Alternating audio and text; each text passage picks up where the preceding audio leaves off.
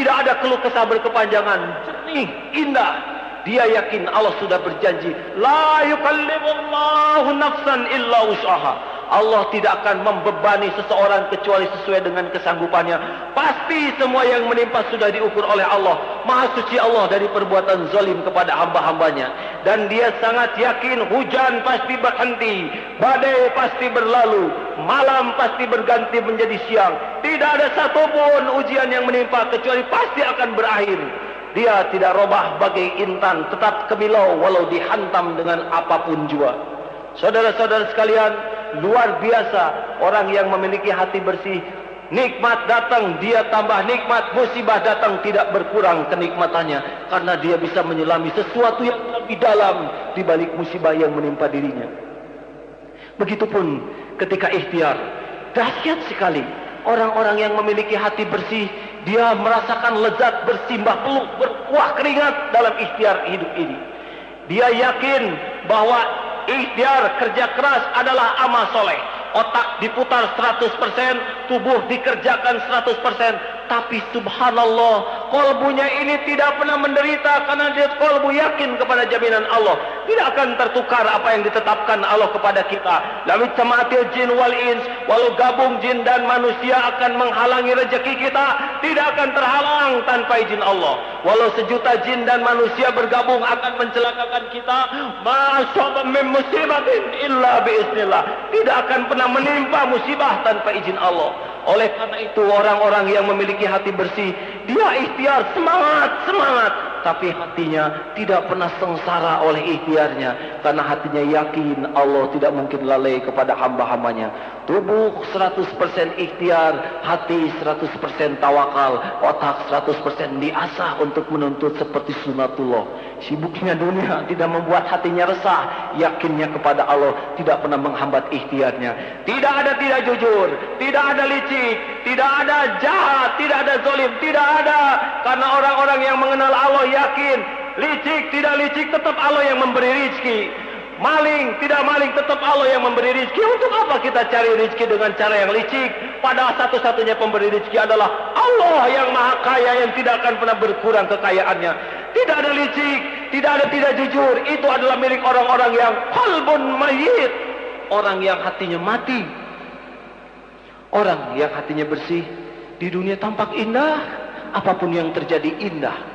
Tapi subhanallah, orang yang kedua ini adalah orang yang malam. Siapakah dia? Dia orang yang qalbun mayyit, orang yang hatinya mati. Bapak, Ibu, pernah membaca tentang seorang pemuda yang menginginkan dibelikan kendaraan oleh ibunya, tapi sang ayah, sang ibu tidak membelikannya.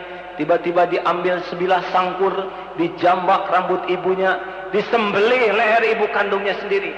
Ketika sang ibu melolong, datang sang ayah, tidak kurang biadabnya sang anak, didengkik kepala ayahnya, ditusuk dadanya. Ibu, bapak tewas binasa di tangan anak kandungnya sendiri. Mengapa seorang anak bisa menjadi biadab seperti ini? Dialah qalbun mayyit, orang yang mati rasa hatinya. Dia sudah tidak bisa membedakan baik dan buruk.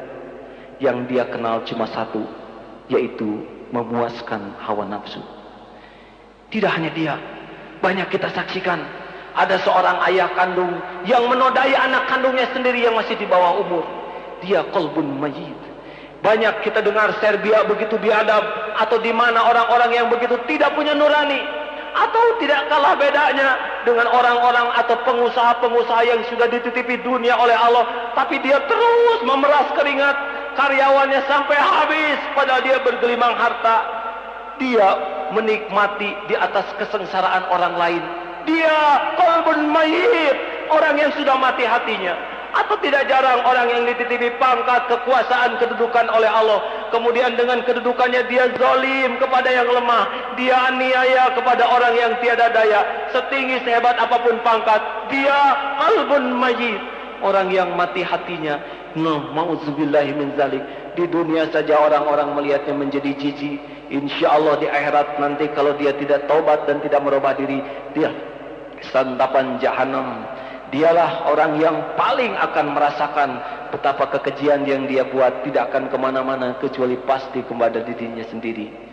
Saudara-saudara, yang ketiga adalah qalbun marid, pertengahan hati yang sakit. Mungkin ini hati kita. Kita mengenal Allah, tapi kita belum merasa nikmatnya yakin. Kita taat, tapi kita belum merasakan lezatnya sholat. Kita melakukan amal, tapi belum bermutu ikhlas kita. Ciri orang yang hatinya sakit adalah selalu resah, gelisah, was-was, takut, bingung. Dia ikhtiar kadang-kadang jujur, kadang-kadang tidak jujur. Dia bekerja kadang-kadang cemas, takut tidak kebagian. Ya, ibadah kadang-kadang semangat, kadang-kadang tidak. Orang yang resah, gelisah, was-was ini ciri-ciri qalbun marid. Yang kalau tidak segera diobati, dia makin lama terus akan terus akhirnya qalbun mayyit. Tapi kalau kita diobati dengan baik, cepat-cepat kita beri terapi yang mantap, lama-lama dia sehat. Qalbun sahih akan menjadi orang yang merasakan indahnya hidup ini. Saudara, mudah-mudahan sebagai penutup dari khutbah ini akan membuat kita semakin waspada dengan 4 virus yang akan membuat hati kita membeku. Hidup ini tidak indah dan bagaimana mengatasinya. 1. Awas. Kunci pertama yang akan membuat hati ini semakin membusuk, kotor, keras, membatu. Dia adalah orang yang tidak bisa menjaga pandangan. Barang siapa yang ketika di dunia ini tidak mahir menjaga pandangan, gemar melihat hal-hal yang diharamkan oleh Allah.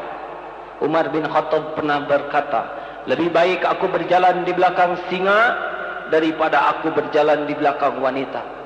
Orang-orang yang sengaja mengobrol pandangannya terhadap yang tidak hak bagi dirinya, tidak usah heran hati semakin keras membatu dan nikmat iman pun akan semakin hilang manisnya.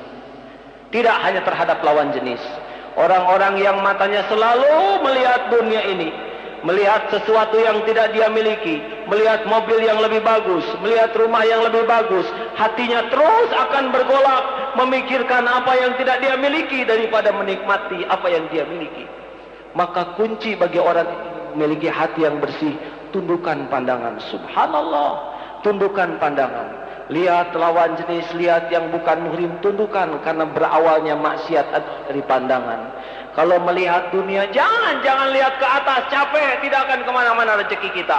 Mati-matian kita ingin, kalau Allah tidak memberi, tidak akan kita dapatkan. Tapi lihatlah ke bawah. Lihatlah orang yang lebih fakir dari kita. Lihatlah orang yang lebih menderita dari kita. Lihatlah orang yang jauh lebih sederhana. Makin sering melihat sesuatu ke bawah, subhanallah, hati ini akan semakin penuh syukur dibanding dengan orang yang tenggada. Tapi kalaupun kita akan melihat ke atas, tatap ke atas, ke langit sekaligus. Allahu Akbar, Allahu Akbar.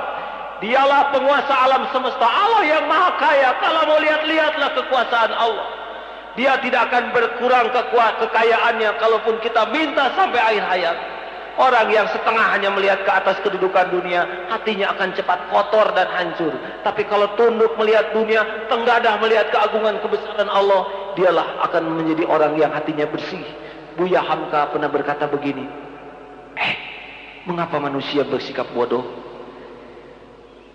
Tidakkah engkau tatap langit yang biru dengan awan-awan seputih kapas berarak?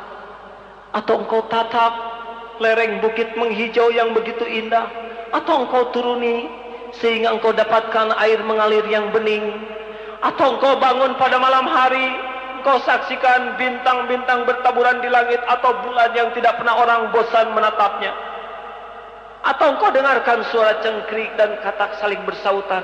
Sekiranya seseorang amat gemar memandang keindahan, amat senang mendengar keindahan, niscaya hatinya ini akan bebas dari perbuatan keji. Karena keji itu jelek, dan jelek tidak pernah bersatu dengan keindahan. Maka berbahagialah saudara-saudara, orang yang senang melihat kebaikan orang lain, orang yang senang, tapi dia itu tidak benar kelakuannya. Dia bukan malaikat, di balik kekurangannya mesti ada kebaikannya. Perhatikanlah kebaikannya, itu akan menemukan rasa sayang.